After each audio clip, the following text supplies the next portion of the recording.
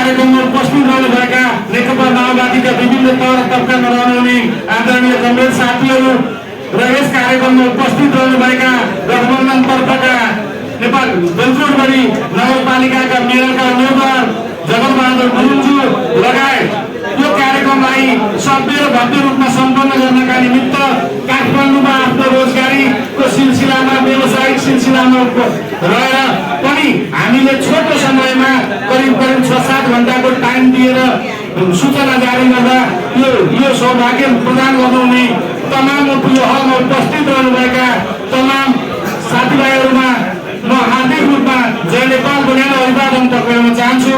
जय नेपाल लान्छरा। आदरणीय महानुभावहरू, हामी समयको अत्यन्त ठुलो चापमा छौँ। हामीले निर्धारित कार्यक्रम नहुँदै आज वर्षाको कारणले हामीलाई 10 नम्बरको कार्यक्रममा रोकियो र हामीले बेलकोटगढीको निरञ्जना मन्दिरभन्दा अगाडिको पसलमा बसेर आज हामीलाई भौगोलिक हामीलाई सहज दिएन।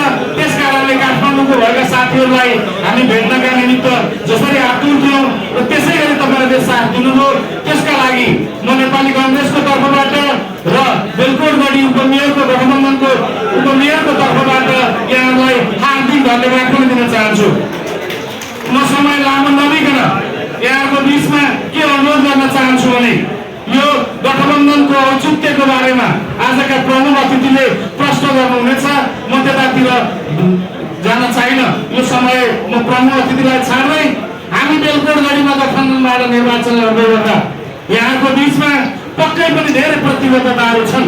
त्यो प्रतिबद्धता र घोषणापत्र मलाई लाग्छ आज बेलुकासम्म हामी कहाँ आइपुग्छ र भोलिदेखि हामी तपाईँहरूको हातमा पुर्याउने कोसिस गर्नेछौँ। आज छापाखानामा गएको छ, आज बेलुकासम्म हामी कहाँ आइपुग्छ र हामी तपाईँहरू कहाँ पुर्याउन चाहन्छौँ। र संक्षिप्तमा म तपाईँहरूलाई के अनुरोध गर्न चाहन्छु भने हाम्रो उद्देश्य समृद्ध बेलकोटगढी बनाउने उद्देश्य हो। हाम्रो साझा उद्देश्य समृद्ध सुखी बेलकोटगढीवासी बनाउने हो। त्यस कारणले गर्दा यहाँहरूले ढुक्कताका साथ म सबैभन्दा पहिला के अनुरोध गर्न चाहन्छु भने यहाँहरूलाई कौतूहलता छ यो गठबन्धन निर्वाचन पछि टुट्छ कि टुट्दैन भन्ने खालको कुरा पनि धेरै साथीहरूले मलाई गर्नुभएको थियो।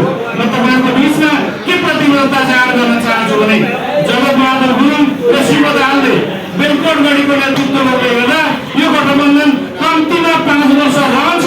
रहेन भने तपाईँहरूले क्यान्सरबाट हामीलाई उठ्छ चाहन्छु किनकि हामी समृद्ध बेलकोटगढी बनाउने अभियानमा गठबन्धन गरेका हौँ।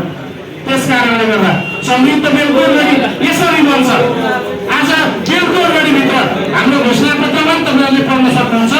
बेलकोटगढीभित्र म शिक्षाको कुरा तपाईँहरूको बिचमा गर्न चाहन्छु। बेलकोटगढीभित्र भूइँचनको पश्चात दात्री निकाय र नेपाल सरकारले बनाएका राम्रा बिल्डिङहरू छन्। तर त्यो राम्रा बिल्डिङभित्र कस्तो खालको शिक्षा चलिरहेको छ, शिक्षण चलिरहेको छ त्यो तपाईँहरू सर्वविदित हुनुहुन्छ।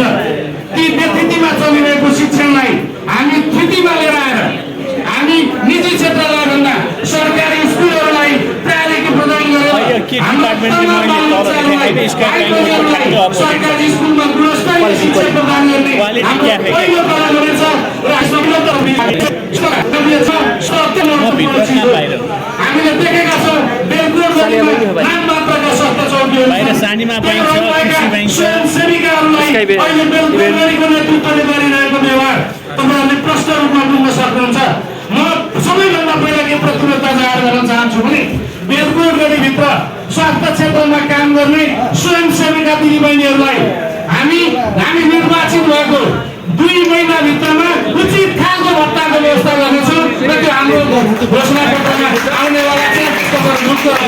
त्यसै गरी स्वास्थ्य क्षेत्रमा हामीले प्याकेजमा एकैचोटिमा हुन सक्छ। एकैचोटि तपाईँहरूले माग गर्नु पनि हुन्न, बुझ्नु भएको छ। हामीलाई थाहा छ बेलकोटगढीको भूगोलका आधारमा 2टा वा 3टा वडाको बिचमा हामीले सुविधा सम्पन्न स्वास्थ्य चौकीको व्यवस्था गर्नेछौँ र त्यहाँ एम्बुलेन्सको व्यवस्था गर्ने हाम्रो तपाईँहरूको बिचमा प्रतिबद्धता हो। नागरिकको स्वास्थ्यको सुरक्षा कारणले गर्दा त्यो स्वास्थ्यमा हामी दृढ रूपमा लाग्ने तपाईँहरूमा प्रतिबद्धता जाहेर गर्न चाहन्छु। त्यसै गरी हाम्रो बेलगोरगढी कृषि प्रधान भूगोल भएको नाताले त्यहाँ तपाईँहरूलाई थाहा छ कति साथी बेलगोरगढी पुग्नु होला। स्थानीय सरकारले आफ्नो स्थानीय निकायभित्र गर्ने सबै कार्ययोजना स्थानीय निकायले तय गर्ने, त्यो स्थानीयले तय गर्ने कार्यक्रम अनुसार एउटा कुरा ढुक्क रहनुहोस्, आएका कृषि औजारहरू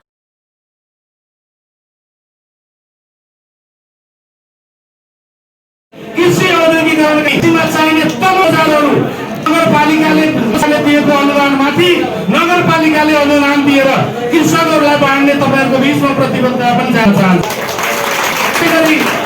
हाम्रो हामी बेलगोरगढी एउटा अत्यन्त पर्यटकीय क्षेत्रको सम्भावना बोकेको हामीले फरकहरू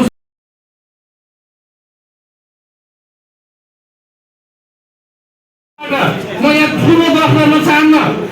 जुनसुकै वडाबाट आफ्नो सदरमुकाम जाने बाटो एउटा बाटो पक्की बाटो हुनेछ, 2 वर्षभित्रमा हुनेछ। हामी प्रत्येक वडाबाट आफ्नो सदरमुकाम र नजिकको हाइवेमा पुग्ने बाटो पक्की एउटा बाटो, प्रत्येक वडाको एकवटा बाटो 2 वर्षभित्रमा पक्की बनाउने तपाईँहरूको बिचमा प्रतिबद्धता जाहेर गर्दै हाम्रा विकास निर्माणका धेरै योजनाहरू छन्। हाम्रा मठ मन्दिरदेखि हाम्रा कलात्मक कुराहरूदेखि हाम्रा